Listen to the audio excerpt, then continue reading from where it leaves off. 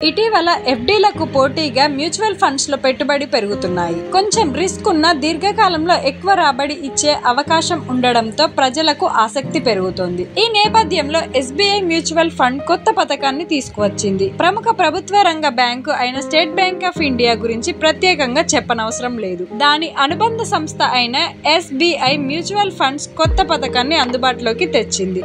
దాని పేరే SBI can fund direct. ఈ ఫండ్ సబ్స్క్రిప్షన్ డిసెంబర్ 4 నుంచి మొదలైంది. ఈ నెల 18 వరకు పెట్టుబడిదారులకు అవకాశం ఉంటుంది.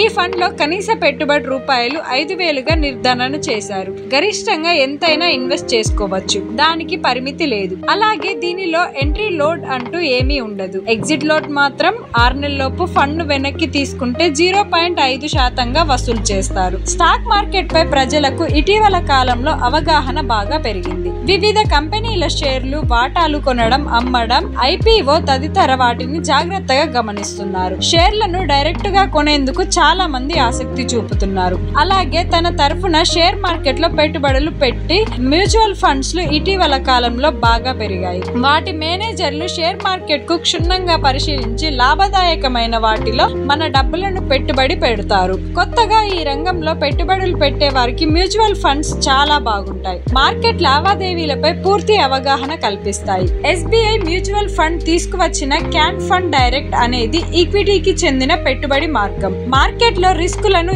ఈ ఫండ్ సమర్థంగా ఎదుర్కొంటుందని భావిస్తున్నారు. దీర్ఘకాలంలో పెట్టుబడికి అధిక రాబడి తీసుకురావడమే ఈ ఫండ్ ప్రధాన ఉద్దేశం. కనీస పెట్టుబడిగా కేవలం ₹5,000 ఉంటే సరిపోతుంది. ఈ scheme bench mark index Nifty 200 టిఆర్ఐగా ఉంది. ఈక్విటీ సంబంధిత మార్గాలలో ఈ ఫండ్ పెట్టుబడులు పెరుగుతుంది. క్వాంటిటేటివ్ మోడల్ వ్యూహం ద్వారా పెట్టుబడుల పోర్ట్ఫోలియోను ప్లాన్ చేసుకుంటుంది.